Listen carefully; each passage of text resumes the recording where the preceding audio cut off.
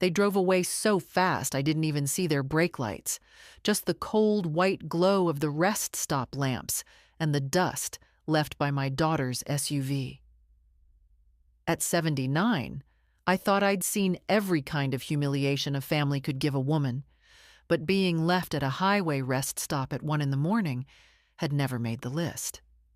I stood there in my beige coat, clutching my purse like it could warm me. It couldn't. Nothing really could.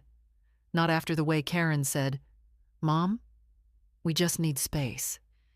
Get out for a moment."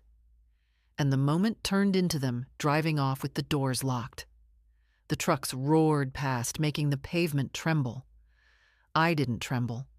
Not outside, anyway. Maybe age does one useful thing.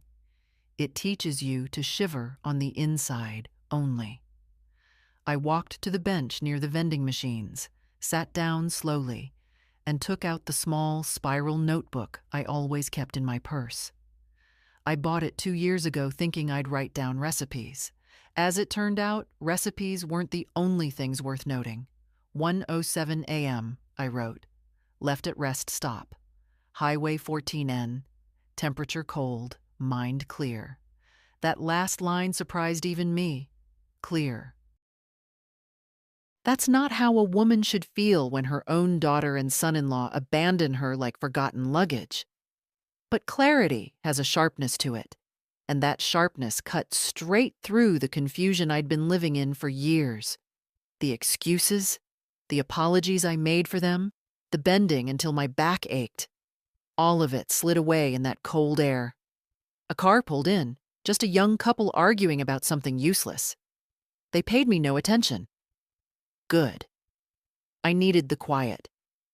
I replayed the evening, the forced smiles at dinner, the moment David sighed dramatically because I asked if we could go home. I was tired. My hip hurt. And then Karen's whisper, sharp and embarrassed. "Mom, you make everything difficult."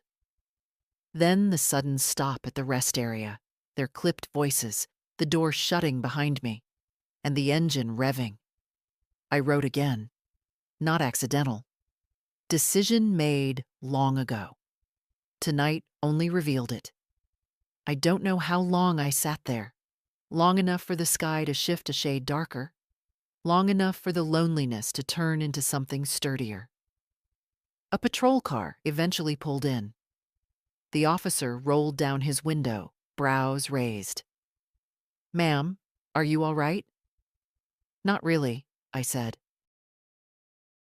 "But I'm not in danger, just stranded." He asked what happened.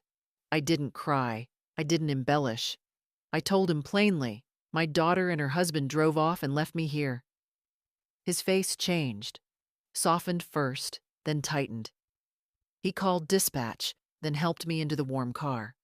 I held the notebook tightly. It felt like the only thing that belonged to me. As he drove, he said gently, "Family stuff can be messy." "Yes," I answered. "Especially when you stop pretending it isn't." He didn't pry after that. Good man. Silence is sometimes the best company. When we turned into my neighborhood, the houses slept the way people do when they believe nothing is wrong in their world. The officer walked me to the door, made sure I could get inside. I thanked him, then stood alone in my small hallway, coat still on, block cold air still in my lungs. I opened my notebook again. This is the night I begin paying attention. The house was quiet. Too quiet. But for the first time in years, the quiet didn't make me feel invisible. It made me feel awake. And that was more frightening for my family than anything that happened at that rest stop. The house felt colder than the rest stop, though the thermostat was set where it always was. Maybe coldness isn't about temperature at all. I hung my coat on the chair instead of the hook. I didn't trust my legs just yet. I sat for a moment, hands flat on the table, listening to the refrigerator hum like an old companion. It struck me that the hum had been in my life longer than Karen's kindness. Footsteps hurried down the hallway. Light ones. Only one person in this house still walked like someone who wasn't afraid to feel. My granddaughter, Lily. "Grandma, is that you?" She appeared in her oversized t-shirt, hair tangled, face troubled. 17, still soft around the edges, not yet sharpened by adult disappointments. "Yes, it's me," I answered. She stopped when she saw my shoes still on. Her eyes widened. "Where were you? I woke up and Dad said—" She cut herself off, pressing her lips into a thin line. I knew that look. The look of someone who's already caught one lie tonight and fears the next. I didn't want to burden her. Not with this. But she stepped closer, knees slightly bent, like she was bracing herself. "Grandma, what happened?" "They left me at a rest stop," I said quietly. No dramatics.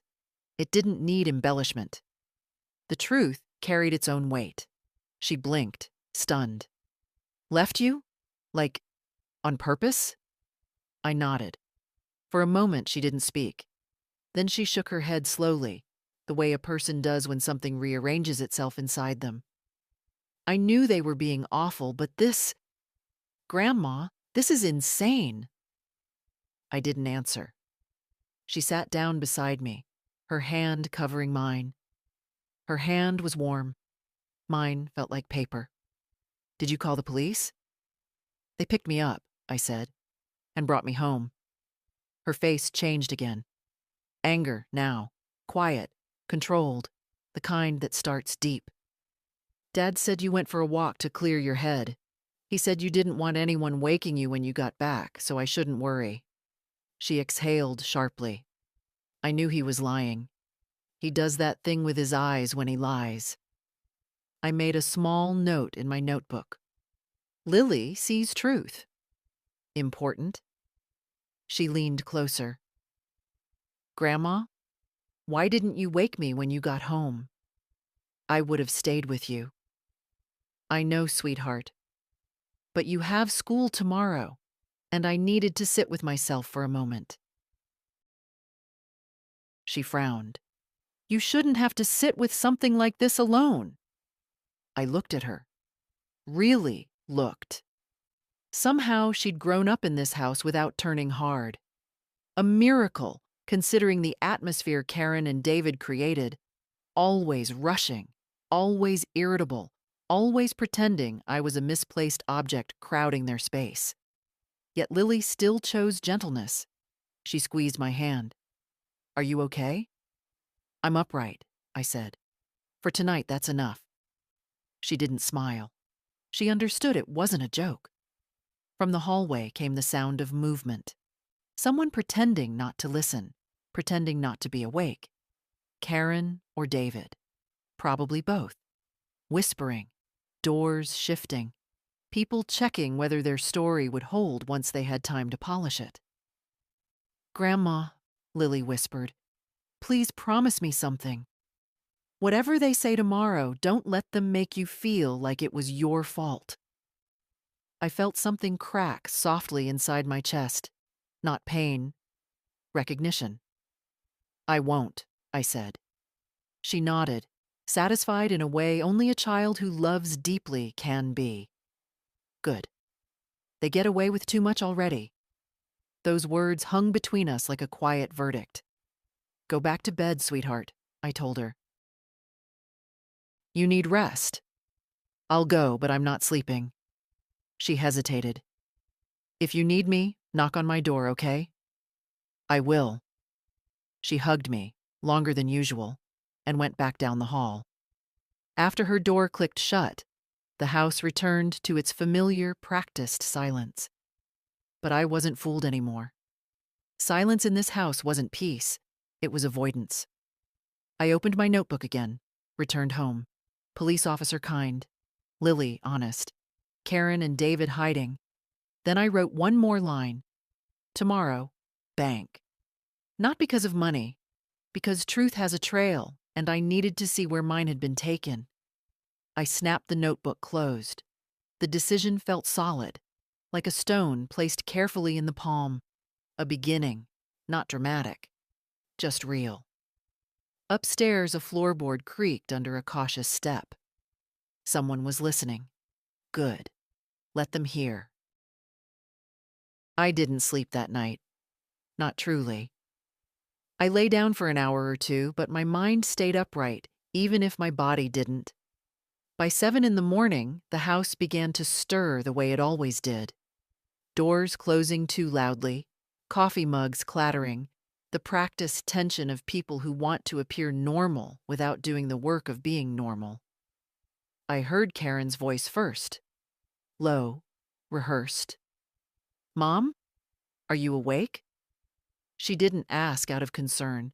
She asked the way someone checks a smoke alarm they hope is broken. "Yes," I said, sitting at the kitchen table with my notebook open. I didn't close it when she walked in. Let her see it. She wore her office blazer even though it was too early to leave. Her hair was perfectly smooth, as if control over her appearance could replace control over her guilt. "I heard you came home late," she said. "You should have called us. We would have picked you up." I looked at her calmly. "You drove away from me." A small flicker crossed her face. Shock, then irritation, then the glossy mask she used for difficult clients. "Mom, that's not fair. You got out of the car. You said you needed air." "I said I needed a minute," I corrected. "You decided that minute didn't include bringing me back." Her jaw tightened. She exhaled loudly, the way she always did when she wanted to end a conversation without resolving it. "Things got heated. You were criticizing us all dinner. I asked to go home because my hip hurt." "You made a scene," she snapped. "David felt attacked." David always felt attacked whenever he wasn't praised. I didn't bother pointing that out. I wrote something in my notebook, slowly, deliberately. Karen stared at the movement of my pen.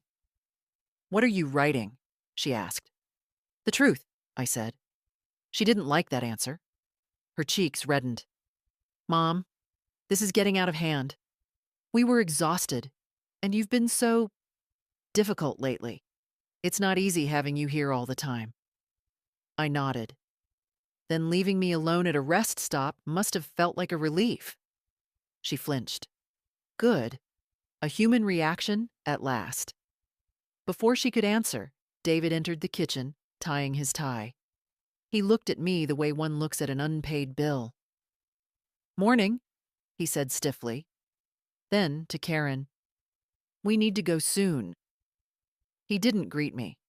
He didn't ask what happened. He just hoped the problem would dissolve if ignored. I stood up. "I'll be going out today," I said, taking my purse. "Where?" Karen asked too quickly. "A few places," I replied. "Nothing you need to worry about." David frowned. "Do you need us to drive you?" I looked at him long enough for him to understand that question wasn't an offer. It was fear disguised as politeness. "No," I said. "I'll take a cab." Their eyes exchanged a glance, brief, nervous. As I walked toward the door, Karen followed. "Mom, please don't make today harder than it needs to be." I turned. "Yesterday was hard. Today is honest." She opened her mouth, then closed it. Behind her, David muttered something under his breath, something that sounded like, "We don't deserve this." I didn't bother responding. People like him always believe the consequences of their actions are unfair. Outside, the cold morning air felt almost clean. I called a cab and waited on the curb, notebook in hand. I made another note. Day 1. No more ignoring the obvious. The cab arrived, driven by a woman about my age, silver hair cropped short. She glanced at me in the mirror. "Rough morning?" "A long night," I answered. She nodded. "Those can change a person." "Yes," I said quietly. They can. At the bank, the lobby was almost empty. A young teller greeted me with a smile that didn't reach his eyes. I recognized the expression. Someone performing friendliness, not feeling it. I need to speak with a financial manager, I said. Privately. He nodded and led me to a small waiting area. A few minutes later, a woman in her 50s approached. Sharp eyes, steady posture. Her name tag read, Elaine Bradford. Mrs. Holt? She asked. Come with me. Her office was small but orderly. She gestured for me to sit. How can I help you today? I placed my notebook on the desk. I want to review every automatic withdrawal, every shared authorization, every joint access granted on my accounts. Elaine didn't flinch. Of course. Any specific concerns? Yes, I said. For the first time in a long time, I am concerned about myself. She studied my face briefly, reading the quiet between my words. She nodded. Let's begin, she said. She turned her monitor and began pulling up pages and pages of transactions. I saw the first numbers appear. Amounts, dates, companies I didn't recognize. And without a tremor in my voice, I said, print them all. Elaine clicked a few keys. The printer across the room began to hum. I didn't tremble then either. Not anymore. Elaine stacked the printed pages neatly before sliding them toward me. The pile was thicker than I expected. Years of numbers, each one a small doorway into choices I barely remembered making, or didn't make at all. Take your time, she said, folding her hands calmly. I'm here if you have questions. I didn't need questions at first, only breath. I began reading line by line. Insurance premiums I never signed up for. Subscriptions to services I didn't use. Payments labeled household support. Transfers to an account with David's initials. Every month, sometimes twice. I felt no shock, only confirmation. They've been accessing my funds for years, haven't they? I said. Elaine didn't answer immediately. The authorizations appear to have been signed by you. She turned one page toward me, gently tapping her finger under my signature. My signature. Long loops, long lines. Yes, it was mine. But mine from a time when I believed trust was the same thing as love. When Karen said, Mom, this just makes things easier for all of us. And I wanted her to want me around. Not just my housekeeping or my casseroles. Me. I remember signing, I said softly. But not understanding. Elaine remained quiet. It was a respectful silence. I took my pen and made a note in the margin of the printout. Understanding now. When I finished reading, I pushed the stack a few inches away. What are my options? Elaine straightened, professional but gentle. First, we can suspend all withdrawals, then revoke authorizations. You can reassign control of your accounts solely to yourself, and we can set up alerts so you are notified each time any transaction occurs. Do it, I said. All of it? All of it. She nodded and began typing. Her keystrokes were steady, precise. It felt like the sound of a lock turning, not trapping me, freeing me. As she worked, she asked, Do you feel safe in your current living arrangement? The question hovered in the air. I thought of last night. The dark highway. Karen's clipped voice. David's impatience. The cold that crept into my bones. I thought of Lily's warm hand on mine. Of the silence afterward. The kind that makes a person small. No, I said, but I'm not afraid. There's a difference. Elaine nodded. If you ever need help finding alternative housing or legal support, we can connect you to the right resources. I looked at her. Something in her tone wasn't pity, it was recognition. A woman who'd seen too many mothers emptied out by the people they raised. "I'll need legal support soon," I said. "But not today." She printed the new authorization documents and passed them to me. "Sign here. This reverses all previous access."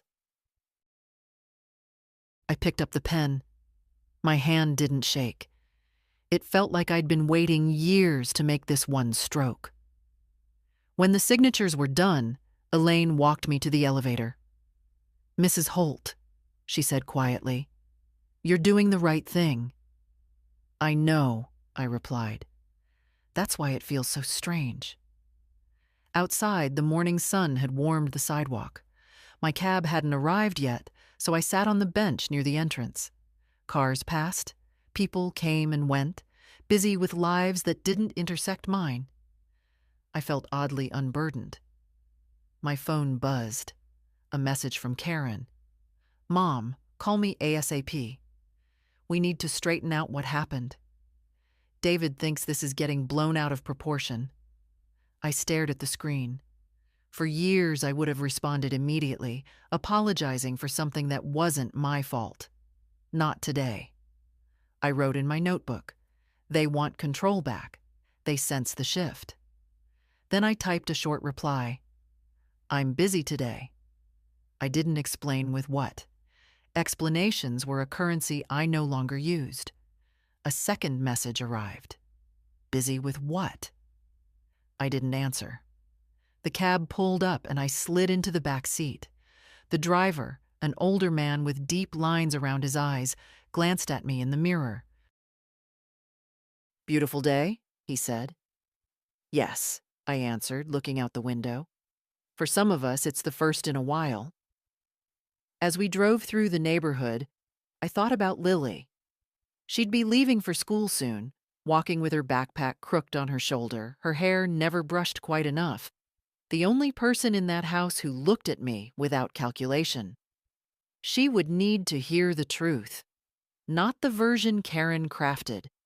Not the excuses David perfected. My truth. Simple and unadorned. When I stepped out of the cab in front of the house, I saw Lily at the sidewalk, tying her shoelaces. She looked up the moment she heard the door. "Grandma, where'd you go this morning?" I walked toward her, my notebook in hand. "I needed to take the first step," I said. "Now I need to tell you about it." Her eyes softened, curious and worried. "Tell me everything," she said. And so I began. Lily walked beside me toward the house, her steps slowing the closer we came to the front door. She glanced at me the way people look at someone who's carrying something heavy but doesn't complain. I held my notebook at my side, almost like it was an extra limb now. "Grandma," she said quietly, "what did you mean by first step?" We reached the porch. I didn't go inside yet. I sat on the top step, and she sat beside me without hesitation. Morning light was still soft, washing the street in a pale gold that made everything look kinder than it really was. "I went to the bank," I said, "to check what's been happening with my accounts." Her eyebrows knit together. "And?" I opened the notebook, flipping to the newest page. "They've been moving money, more than I understood, more than I ever agreed to." Lily looked down, pushing a loose thread on her jeans. I thought something like that might be happening." I turned toward her slowly. "How long have you thought that?" She hesitated, then breathed out. "A year, maybe 2. I've heard arguments. Dad saying you owe them. Mom saying they're just using what's available." I didn't understand the details, but I knew it wasn't right. Her voice cracked on that last word. Right. She still believed in it.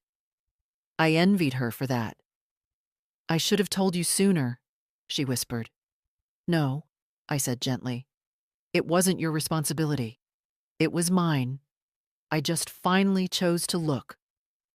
She nodded, though I saw the guilt still clinging to her shoulders. Children always think the storms in a house are somehow their fault. The front door opened then. David's shape hovered in the doorway, stiff and restless. He didn't step outside.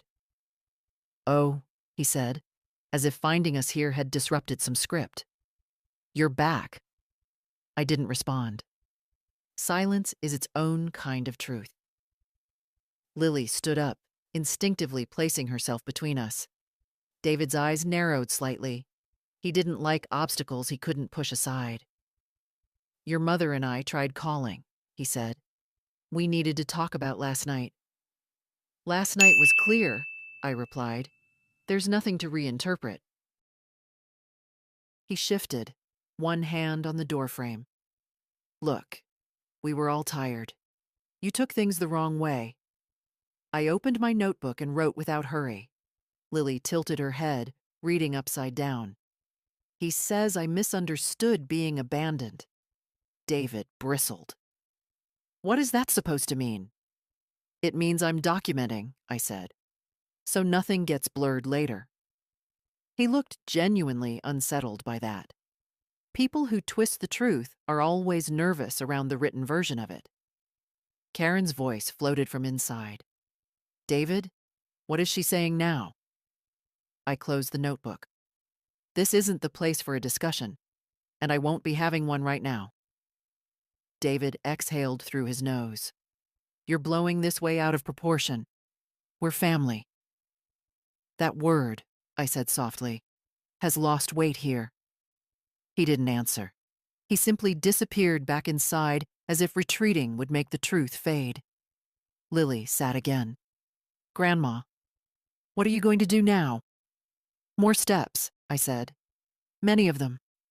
She was quiet for a moment, then, "Whatever happens, I'm with you. I hope you know that."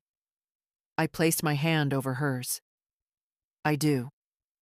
A school bus rumbled down the street then, the sound mixing with the rustle of early wind. Lily stood up reluctantly. "I have to go," she said. "Please text me when you get back later, or call, or just something." "I will." She hugged me, tight, purposeful, and ran toward the bus stop. I watched her until she boarded. I waited until the bus turned the corner. Only then did I open my notebook again. Today, call lawyer, collect documents. No turning back. My handwriting looked different suddenly, firmer, like it remembered itself after years of being timid. Inside the house, two silhouettes moved behind the curtains, whispering, strategizing. Let them whisper. The next step was mine. By the time I reached the attorney's office, the morning had already sharpened into something decisive. The kind of morning when even the air feels like it's asking whether you're finally ready to stand up for yourself.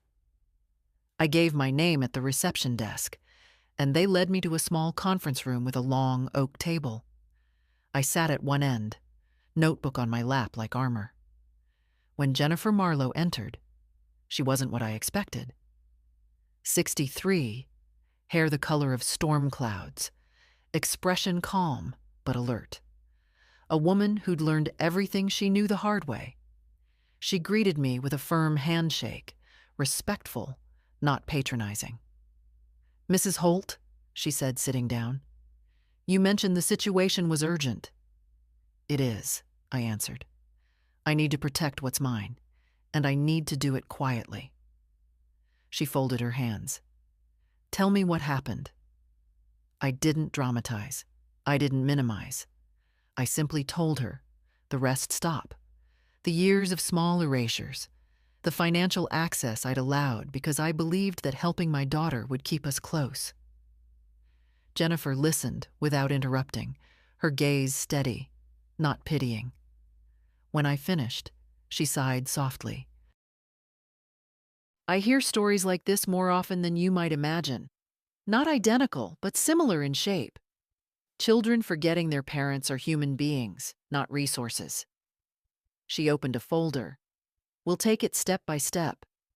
First, reclaiming full control of your finances. Then, restructuring your estate so that no one can pressure you in the future. Good, I said. My voice surprised me. It sounded like someone who'd stopped asking for permission. She printed a stack of forms and slid the first one toward me.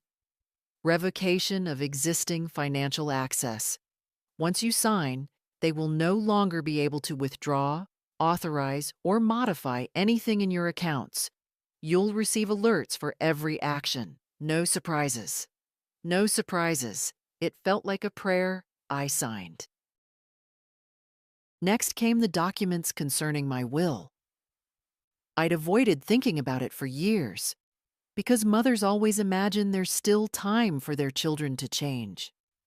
But last night on that highway, time had stopped protecting illusions. I'd like to create a trust, I said. Something for my granddaughter only, not her parents. Jennifer nodded. A restricted trust for Lily, with protections to ensure her parents can't access or redirect the funds.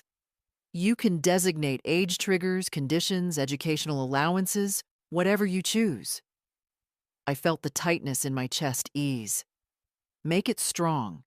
She deserves at least one adult who thinks of her future and not their own comfort. We'll make it ironclad. We worked quietly for the next half hour. She explained every line, every implication. Not talking down to me, not rushing. It had been a long time since someone treated my mind as if it were still worth something. When the last signature dried, she leaned back. Mrs. Holt, I want to tell you something plainly. You are under no obligation to keep people in your life who treat you poorly, family or not. I closed my notebook slowly. I know, I said.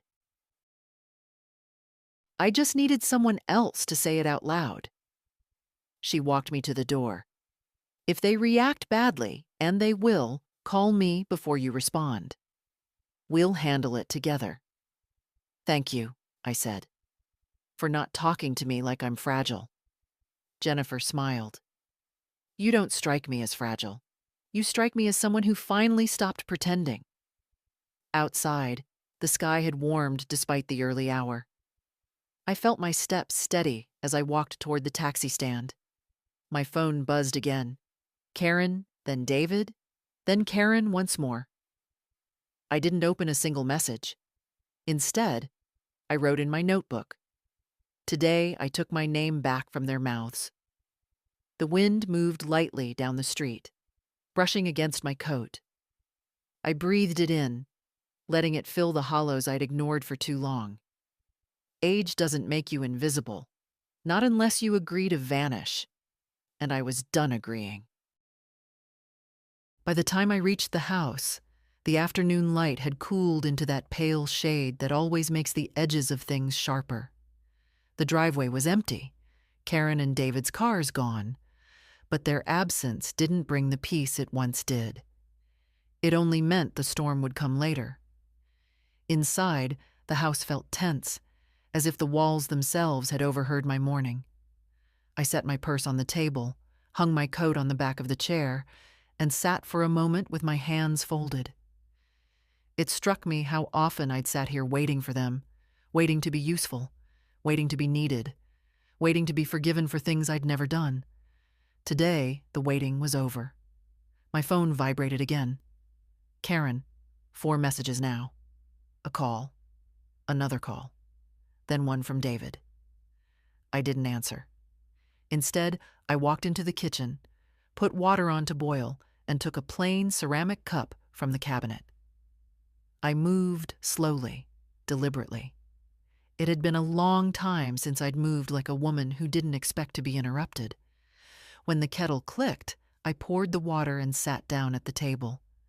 The first sip steadied me. I opened my notebook. This morning, reclaim. This afternoon, reinforce. Before I could write anything more, the front door opened. No knock, no hesitation. Just the sound of the key turning in a lock they believed belonged only to them. Karen's voice cut into the stillness. "Mom, we need to talk." I placed my pen beside the notebook and didn't look up. "Then close the door behind you. You're letting in the cold." She hesitated. I heard the door click, then her footsteps. Sharp, irritated. David followed more slowly, the way men do when they think observation alone might fix the mess they made. Karen stood across from me, arms crossed, eyes already rehearsed. "We've been calling you all morning." "Yes," I said. "And you're ignoring us?" "I'm choosing who I give my time to." That startled her. She wasn't used to my voice holding shape. David stepped forward. "The bank called us? Something's wrong with your accounts? They said you revoked access?" "Correct." "But why?" Karen demanded. "We've managed things for years. You never had a problem before." I looked at her openly. "I did. I simply stopped hiding it." She blinked rapidly, the way she did when anger and fear touched each other inside her. "Mom, you're being dramatic." "This is all because of last night. You're just upset." "Yes," I said. "I am upset. And I'm also awake." David exhaled in frustration, rubbing his forehead. "This is ridiculous. You're going to make things so much harder for all of us." "Harder?" I repeated. I was left alone at a highway rest stop at 1 a.m. Karen rolled her eyes, a gesture she used to diminish, not express. "We explained that. Things got heated. You overreacted." I pushed my notebook toward them. I wrote down exactly what happened. "I'm not negotiating the truth." Karen's voice rose. "Why are you doing this? You're hurting the family." "The family," I said slowly, "is hurting itself. I'm just refusing to bleed for it anymore." She fell silent then, caught off guard by the calm in my voice. David, however, leaned forward. "You talked to a lawyer, didn't you?" he asked. "Your attorney called the house asking to confirm your upcoming appointment." "And you answered my phone?" I asked. His jaw tightened. "It rang while we were trying to reach you. We were worried." "Worried about me," I said, "or worried about access?" He didn't respond. Not because he didn't know the truth, because he did. Karen's voice softened then, but the softness was performative, something she put on like a cardigan. "Mom, we're your family. We're supposed to take care of things. You know you need support." "I needed support last night," I said. "You drove away from me." She opened her mouth, then closed it. The truth was too blunt to swallow. For the first time, I noticed how young she looked in her anger. 48, and still convinced control was the same as love. I stood up quietly, and both of them straightened, as if expecting a negotiation. "There's no discussion to be had today," I said. "What's done is done. My accounts are my own. My decisions are my own. If you need anything from me, you won't get it through intimidation or guilt." Karen's eyes glossed with a fury she didn't know how to contain. "So that's it? You're just cutting us off?" "No," I said. "I'm letting myself go." David muttered a curse under his breath. Karen grabbed her coat, movements abrupt. "You're being manipulated," she snapped. "Someone got into your head." "Yes," I said softly. "Me." They left without another word. The door shut harder than necessary. The house exhaled when they were gone. I sat again at the table, opened my notebook, and finally finished the sentence I'd started earlier. "This afternoon, reinforce, and remember, I am no longer afraid of the sound of their footsteps." For the rest of the afternoon, the house stayed unnaturally still, as if it were holding its breath after their shouting. I moved from room to room without aim, touching the edges of furniture I'd dusted for years, noticing how little of it actually belonged to me in feeling. Most of the things here were chosen by Karen, colors she approved of, arrangements she preferred, reminders that I was a guest in a place I paid for but did not own with my life. I ended up in the small back room they used to call my space, a narrow bed, a lamp that flickered, a window that looked out onto the fence. I sat on the edge of the bed, letting my hands rest on my knees. I thought about Jennifer's words. I thought about the blank expression on David's face, the twisting look in Karen's eyes. And then I thought about Lily, the only part of this house that still felt human. I heard her return before I saw her. The front door opened softly, not like her parents' door-slamming announcements. I heard her backpack drop, then her steps coming down the hallway. "Grandma?" she called, uncertain. "In here," I answered. She slipped into the room, closing the door gently behind her. Her face was flushed from the walk home, but her eyes were darker than usual, too knowing for her 17 years. "Mom and Dad were freaking out," she said quietly. "They won't tell me what happened. Dad said you're being irrational. Mom said you're endangering everyone's stability." She made a bitter little laugh. "Whatever that means." I shifted to give her space beside me, and she sat, curling one leg under herself. She looked at me the way someone looks at a candle they're afraid will go out. "Did they hurt you?" she asked. "Not in the way you mean," I said. "But yes." She nodded, eyes down, absorbing that truth like rain on dry ground. "They're scared," she murmured. "I've never seen them like this. Mom keeps walking around the kitchen muttering, and Dad keeps checking his phone like he's waiting for someone to fix things."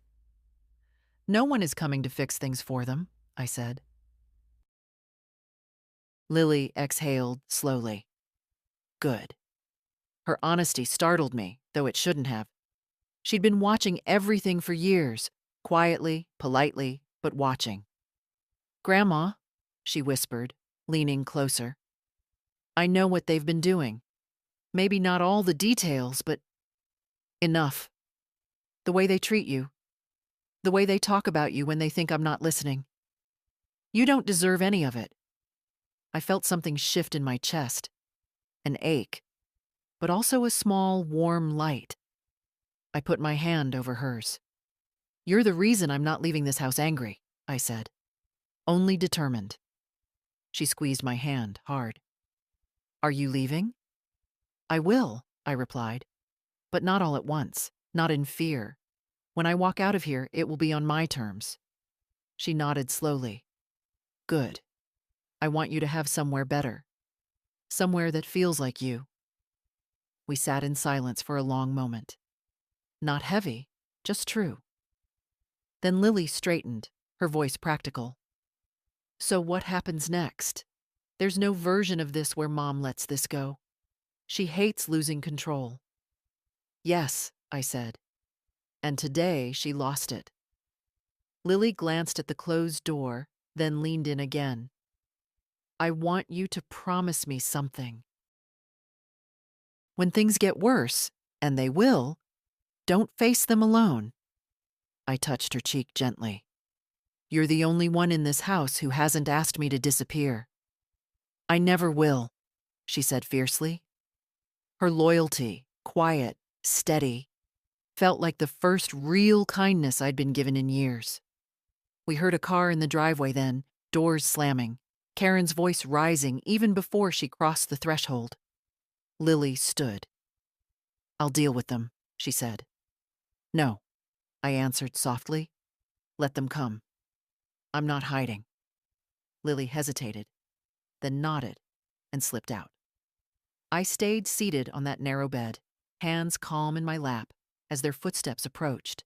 heavy, angry, unprepared for the woman who no longer belonged to them. Today, I thought, is the day they learn who I've become. Night has a way of peeling back the noise from the day, leaving only what you can no longer ignore. By the time the house settled into its late evening silence, I felt the weight of everything that had happened pressed against my ribs, not choking me, but insisting I feel it fully. Karen and David had retreated to their room hours ago. Doors slammed, voices hissed, drawers yanked open. And then, the quiet that comes after people run out of words, but not out of anger. Lily checked on me once more before bed, her eyes tired from carrying emotions she hadn't caused. When she finally slipped into her room, the hallway dimmed into its usual yellow gloom. I sat alone in the living room, lights off, only the street lamp reaching inside in a thin bar across the carpet. I held my notebook open on my lap but didn't write anything yet. My hands were warm, steady. My mind clearer than it had been in years. This is what certainty feels like, I thought. Not loud, not triumphant, just settled. Somewhere above me, a floorboard creaked. David's slow pacing. Then the dull thud of a door shut too firmly. Karen's. They were preparing themselves for tomorrow, planning ways to reel me back in, to insist I had imagined everything. I didn't need to hear their exact words. I knew the shapes of their arguments. I had lived inside them too long. I leaned back in the chair and closed my eyes. For a moment, I let myself imagine something simple, waking in a place that didn't echo with resentment. A kitchen where I could make tea without feeling watched. A morning without rehearsed apologies. Freedom isn't grand, it's quiet, barely noticeable until you taste it. When I opened my eyes, the room looked the same, but I wasn't the same woman in it. I finally wrote, "Tonight, let the silence finish its work." I set the notebook aside and stood slowly, my joints stiff but obedient. I walked to the window and looked out at the dark yard. The trees barely moved. Even the wind seemed to respect the stillness of the moment. I thought of my husband then, not sentimentally, but like remembering an old truth. He used to say, "If you stay quiet long enough, the truth rises on its own." He wasn't a complicated man, but he understood dignity better than anyone I've known. I whispered into the glass, "I'm learning late, but I'm learning." From down the hall came another sound, Lily's door opening softly, then her slow footsteps approaching. She peeked into the living room, hair tousled, blanket around her shoulders. "Grandma?" she murmured. "You're still awake." "So are you," I replied. She came closer, sat beside me on the arm of the chair. "I couldn't sleep. I keep thinking about what they did to you, what they keep doing." I touched her hand. "Don't carry more than your share." "But I see everything, and I can't unsee it." Her voice trembled, but not from fear, from the strain of growing up too fast in a house that demanded silence from everyone. I slid my hand into hers, feeling how young she still was. Fragile in the places she didn't show. "You're not responsible for their choices," I said, "and I'm not undone by them." She rested her head lightly against my shoulder. "I wish you could leave already," she whispered. "I wish you had somewhere to go." I didn't answer at once. I watched our reflections in the window, hers young and unformed, mine lined and steady. Two women at different ends of life, both learning the same truth in their own ways. "I will leave," I said finally. "Not out of hurt, out of clarity." She nodded against my arm. "Good." We sat like that for a long minute, just breathing, not talking, not trying to fix anything. At last she whispered, "I'm glad you're waking up." "So am I said. She stood and kissed my cheek before returning to her room. Her footsteps faded down the hall. A door clicked shut gently. The house fell silent again, a silence I no longer feared. Karen didn't come home quietly. I heard her before I saw her. The rapid clicks of her heels across the entryway, the way she muttered to herself, gathering anger like some people gather breath. David hovered behind her, slower, his irritation like a shadow rather than a flame. Lily stayed in her room. She knew when a storm was coming. I was in the living room reading a newspaper I didn't care about, simply because I wanted to sit upright and calm when they approached. I didn't rise when Karen marched in. "We're talking," she announced, as if I needed permission. "You're talking," I said. "I'll be listening." That threw her off. Karen's confrontations relied on resistance. She didn't know what to do with calm. She crossed her arms. "Mom, we spoke with the bank. They said you revoked all existing authorizations. You understand how dangerous that is, right? You've made things unnecessarily complicated." "Dangerous for whom?" I asked quietly. "For all of us," she snapped. "We have bills, responsibilities, the household." "The household," I interrupted, "is something you and David manage, not something I fund." Her mouth tightened. "So you're punishing us?" "No. I'm correcting something that should have been corrected years ago." David stepped forward, hands half raised, as if framing an argument. "You're making assumptions. You think we're taking advantage of you, but you agreed to all those things. You signed every paper." "Yes," I said, "but I signed as a mother who trusted her child, not as a woman giving up ownership of her own life." Karen's face flushed. She wasn't used to hearing my reasoning delivered without shaking. "This is absurd," she said. "You're blowing everything out of proportion because you're upset about last night." I closed the newspaper. "Last night didn't create this. Last night revealed it." She let out a humorless laugh. "You're rewriting things to make yourself the victim." "I don't feel like a victim," I said. "I feel aware." David rubbed the bridge of his nose. "Look, can't we just put this behind us? You're overreacting. Families fight. Mistakes happen." "Leaving your mother at a highway rest stop is not a mistake," I answered. "It's a decision, and you made it together." Karen's voice suddenly dropped. "Mom, do you have any idea how hard it is living with the pressure we're under? You think everything is so simple, but you're not the one juggling work, bills, a teenager." "Lily is not a burden," I said. "She is the only person in this house who still speaks to me with kindness." That silenced both of them. For a moment, the room felt heavy, not with anger, but with truth they didn't want. Karen sat abruptly on the edge of the coffee table, as if her legs couldn't hold the weight inside her. "Mom," she said, quieter now, "we need your support. We need stability." "You don't want my support," I said gently. "You want my silence."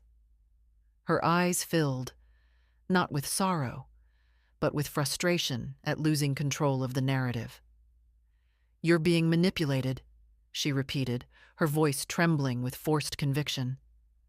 "That lawyer, she's filling your head with—" "No," I interrupted softly.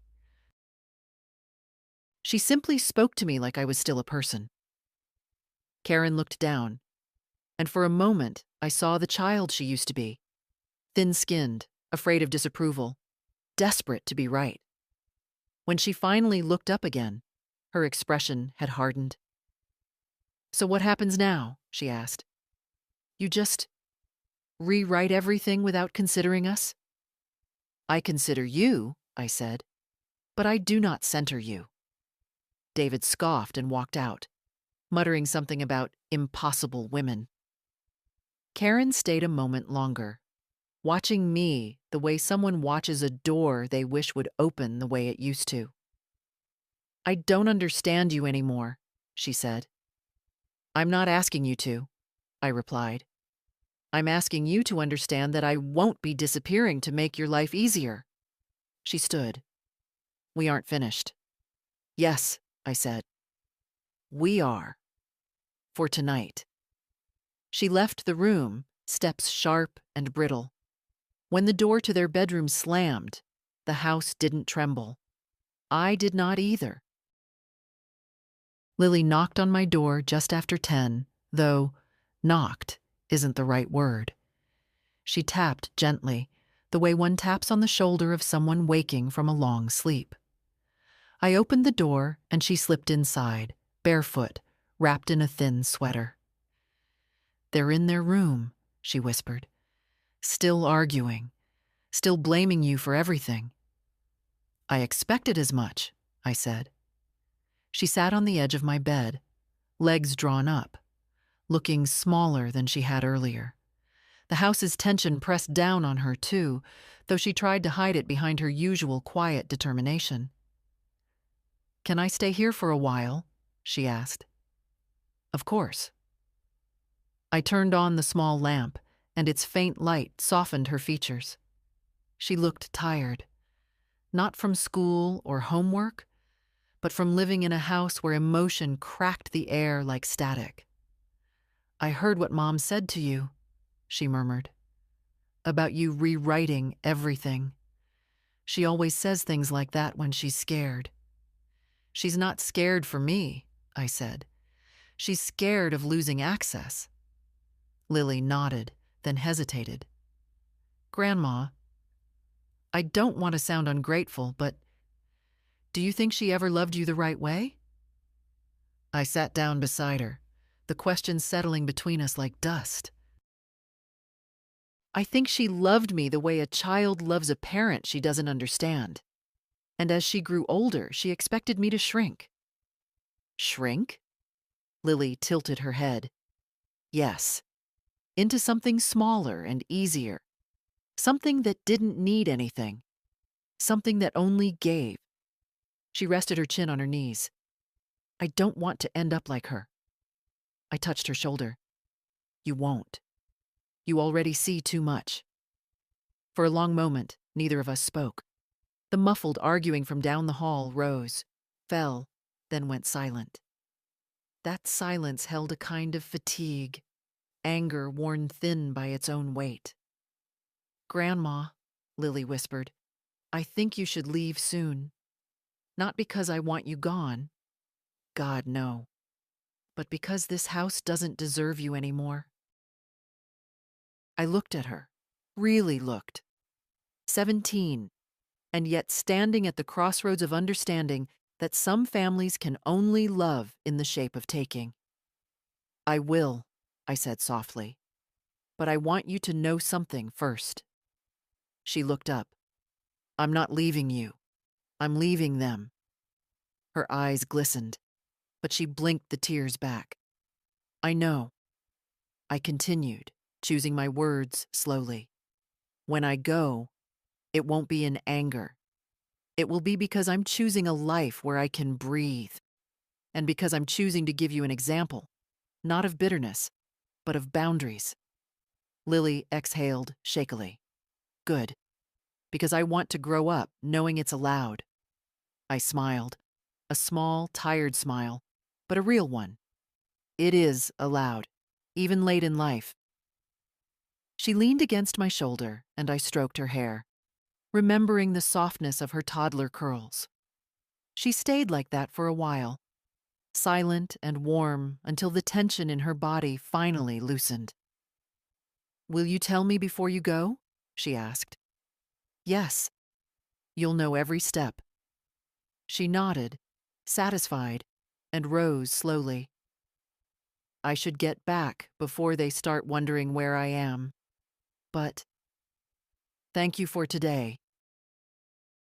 For everything. Good night, sweetheart." After she slipped out, I closed the door and sat on the bed with my notebook resting across my knees. My room was dim and quiet, the kind of quiet that didn't feel like erasure, only rest. I wrote, "Tonight Lily stood with me, not as a child but as a witness, a person who sees truth without running from it. Then, beneath it, when I leave, it will be toward something, not away." I closed the notebook gently, as if sealing a decision inside it. Down the hall, a door shut loudly. Karen's. David's voice rose once, then stopped. The house was restless, but I wasn't. For the first time in years, I felt the weight shifting back into my own hands. The next morning, I woke before the sun, not from habit, but from clarity. Sleep had been shallow, but not troubled. I dressed slowly, choosing clothes not for anyone else's comfort, but for my own. A soft gray sweater, my oldest walking shoes. I packed my notebook into my purse and stepped into the hallway. The house smelled faintly of burnt toast. David's attempt at breakfast, likely thrown out after an argument. Their voices hadn't started yet, but the tension clung to the walls like humidity. I didn't linger. I walked straight to the front door and left without a sound. The air outside felt honest. Cold, but honest. At the cafe near the library, one of the few places in town where I could sit without being eyed like an inconvenience, I found a table in the corner. I ordered tea, opened my notebook, and stared at the empty page. There were no tears, no trembling, just a steady awareness that the next chapter of my life would begin in ink before it began in motion. I wrote, "Find a home with light. Find a home with a door that opens only from my side." Then I searched listings on my phone. A strange feeling washed over me, a mix of youth and age. I hadn't looked for a home in decades. Last time I did, my husband was alive, and Karen was a little girl with scraped knees and a stubborn smile. Now, it was just me. A small coastal town 2 hours away caught my eye. Not grand, not busy, just quiet. A tiny cottage with peeling paint and a small porch facing the water. The price was manageable. The photos felt honest. I called the number. A woman answered, soft voice, older, patient. We spoke for 10 minutes. By the end of the call, I'd scheduled a viewing for the following week. When I hung up, I didn't feel fear, only relief. One step at a time, I reminded myself. I didn't need to run. I only needed to stop standing still. My tea grew cold as I made a list, documents to gather, items to pack, conversations I would not have. I would tell Lily first, then Jennifer. Karen and David would learn in due time, but not from my explanations. Explanations were another currency I was done spending. By noon, I returned to the house. Their cars were in the driveway. The front door was half open, voices leaking out. Frustrated, tired, circling the same arguments they'd failed to win last night. When I stepped inside, Karen stopped mid-sentence. David turned sharply, like he'd been caught doing something he shouldn't. "Where were you?" Karen demanded. "Out," I said. "Thinking." David crossed his arms. "We're still trying to understand what's going on with you." "I'm making decisions," I replied. "That's all?" "What decisions?" Karen's eyes narrowed, but there was fear beneath it. "The kind I should have made a long time ago." She glanced quickly at David, as if asking him to intervene. He didn't. He simply watched me with the wary expression of a man who knows the balance has shifted and doesn't know how to regain footing. "Mom," Karen said slowly, "you're not planning anything drastic, are you?" "I'm planning something necessary," I answered, "and something peaceful." Her voice sharpened. Meaning what? I didn't raise my voice. I didn't soften it either. Meaning my life is mine again. For a moment, she looked as if she might cry, not from sorrow, but from losing her grip on a role she built around my silence. But no tears came. Only more questions, all of them frantic. I didn't answer them. I didn't need to. Instead, I walked past both of them and went to my room. I closed the door gently, not as a wall, but as a boundary. A real one, finally. Sitting on the bed, I opened my notebook again and added, "Decision made. Now I prepare." The house hummed with confusion outside my door, but inside, for the first time in years, there was quiet that belonged to me. And that was enough, for now. They came for me in the early evening, as I knew they would. Manipulators hate a vacuum. When their grip slips, they rush to reclaim it. I heard them in the hallway. Karen whispering urgently, David breathing hard as if preparing for a physical task rather than a conversation. I stayed at my desk, sorting papers into neat piles, documents for the lawyer, documents for the cottage viewing, and a stack of things I intended to leave behind. The quiet rustle of paper felt like a shield. Karen knocked once, too softly to be sincere. Then she opened the door without waiting. "Mom," she said, stepping inside with an expression she must have practiced in the mirror. Concern stretched thin over fear.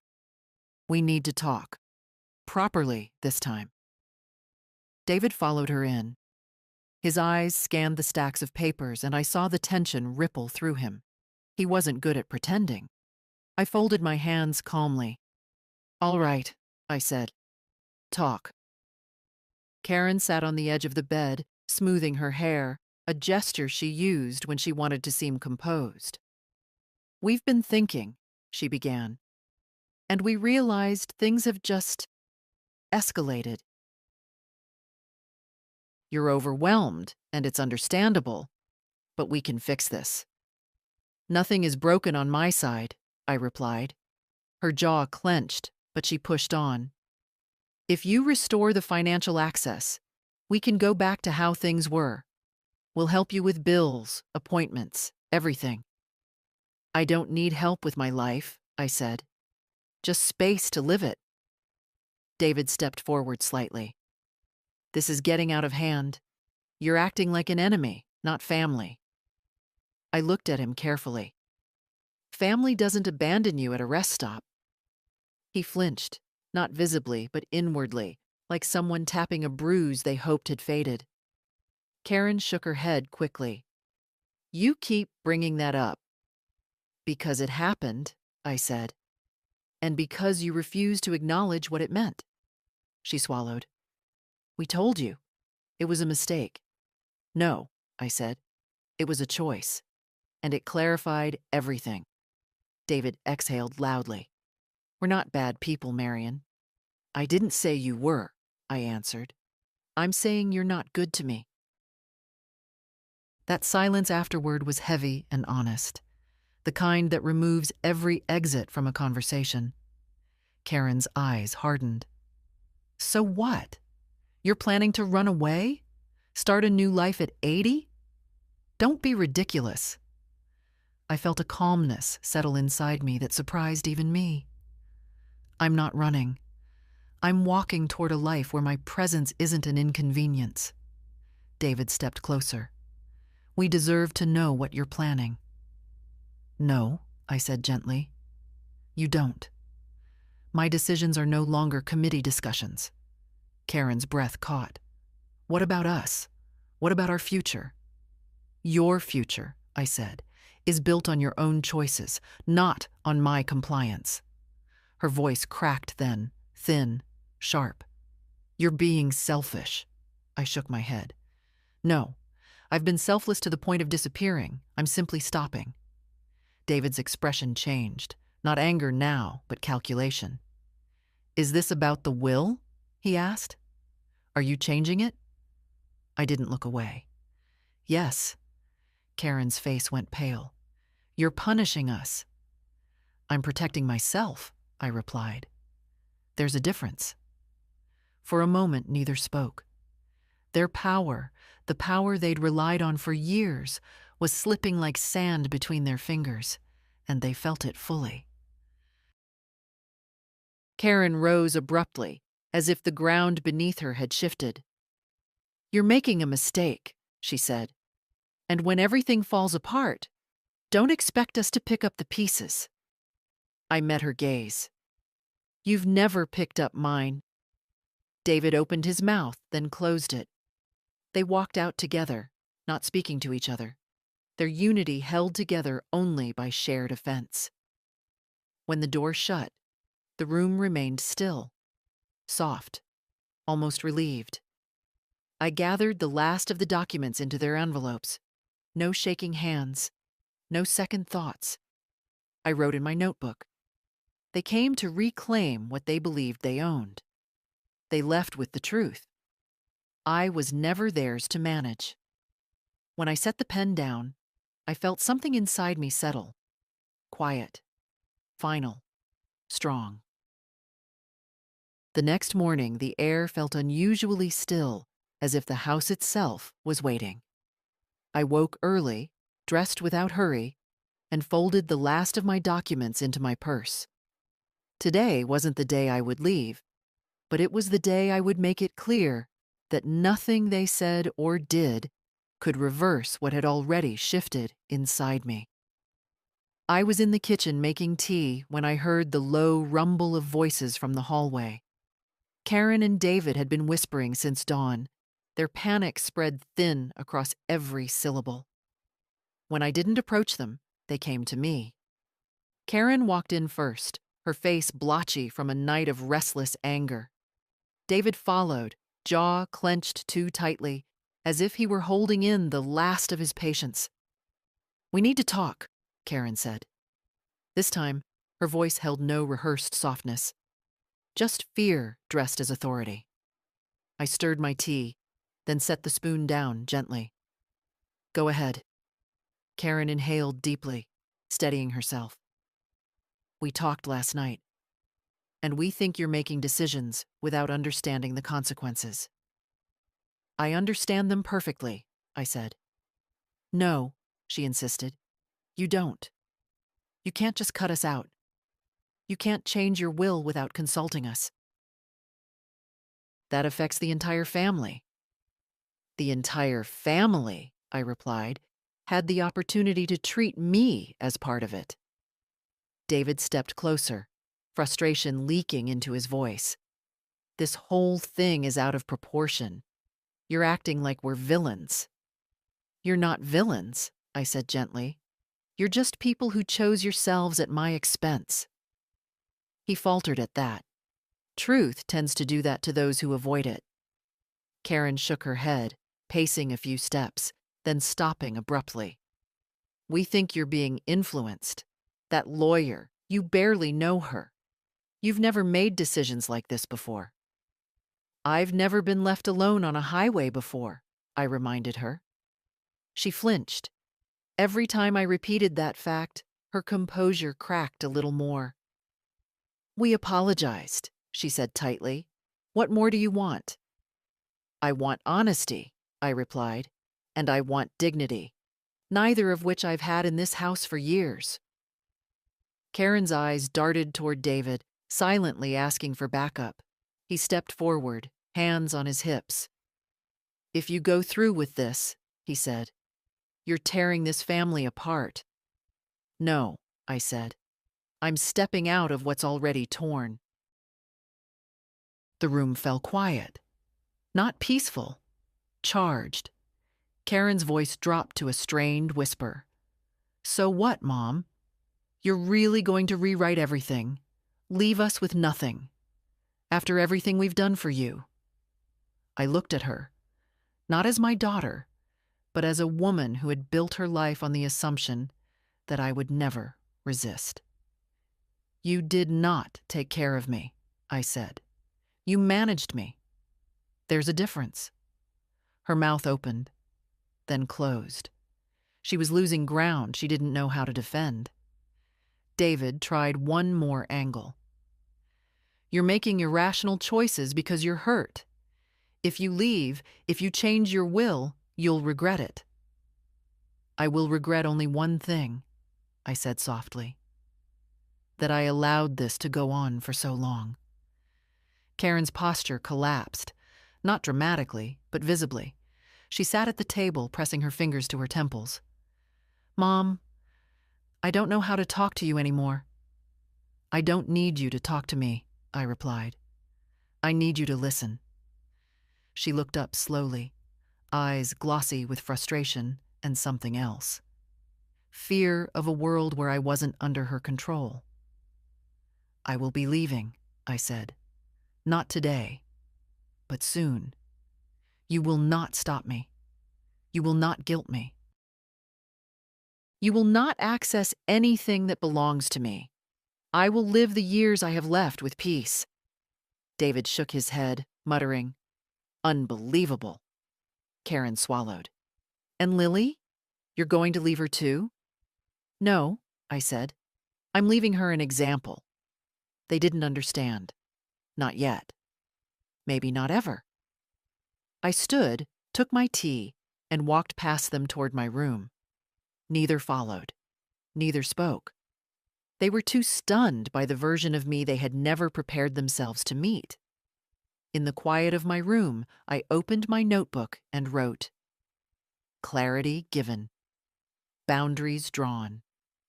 Nothing left to negotiate. The house around me felt smaller, tighter, but I no longer felt trapped inside it. I was already stepping out. I left before dawn, not as an escape and not in secrecy. I moved the way one moves after finishing a long conversation with themselves, steady, without hesitation. The house was silent when I stepped into the hallway, but not the hostile silence it had held for years. More like a place that finally understood I did not belong to it anymore. I paused at Lily's door. I didn't wake her. I had promised her she would know every step, and she did. The night before, we had sat together, talking quietly about the cottage by the water, about afternoons with no shouting, about air that didn't carry tension like dust. Her eyes had shone, not with sadness, but with something like relief. You deserve somewhere soft, she'd whispered. So do you, I'd answered. I left a note on her desk. Simple, honest, written in my clearest hand. Come visit when you can. I'll always have a place for you. I knew she'd understand the weight beneath the words. Outside, the sky was pale and wide. The taxi pulled up and I settled into the back seat, my purse on my lap, my notebook inside it. Everything else I left behind. Pots, linens, the old lamp, the chair whose cushions sagged where I had sat too many nights waiting for people who were not waiting for me. Some things are not worth carrying into a new life. The town grew smaller behind us. The grocery store where Karen complained about prices, but filled the cart anyway. The park where I used to push Lily on the swings. The rest stop road hidden beyond the trees. A place I would never forget and never return to. Not with my body, at least. My memory could make its own choices. 2 hours later, the taxi turned into a narrow street that sloped gently toward the water. The cottage stood at the end, pale blue with worn shutters and a porch that leaned slightly to the left like an old friend with a sense of humor. The sea was only a few steps beyond it, its breath steady, patient. I got out slowly, feeling the ground beneath me, firm and mine. The woman from the listing, Margaret, waved from the porch. Gray hair in a braid, kind eyes, the posture of someone who doesn't rush unless there's a reason. Mrs. Holt? She asked. Yes, I said. You came early. I've been late to enough things in my life. She smiled at that, a real one, and handed me the keys. "It's ready for you whenever you are." I turned the key in the lock. The door opened with a soft sigh. Inside was a small living room, sunlight spilling across the wooden floor. Clean, quiet, waiting. No raised voices. No footsteps demanding explanation. No tension clinging to the walls. Just space. Just air. Just my life. I set my purse on the old wooden table, took out my notebook, and placed it beside the window where the light touched the pages. For the first time in years, I didn't feel the need to write immediately. The space itself held the words. I sat on the porch steps and watched the tide move in and out, slow and sure, as if reminding me that beginnings aren't loud. They're rhythmic. My hands rested in my lap, empty and light. I thought of Lily. I thought of her growing into her own strength, seeing in my choice a map she didn't know she'd one day need. I thought of Karen and David, too, not with bitterness, but with distance, the kind that grows naturally when someone stops feeding the roots. When the sun finally broke through the clouds, I felt it on my face, a small, steady warmth. I whispered, almost to myself, "This is mine, not borrowed, not tolerated, mine. And if someone reading these words has spent too many years shrinking into the corners of their own life, I hope they hear this quietly. You are allowed to take your name back. You are allowed to walk toward the door that opens for you. You are allowed to begin again at any age."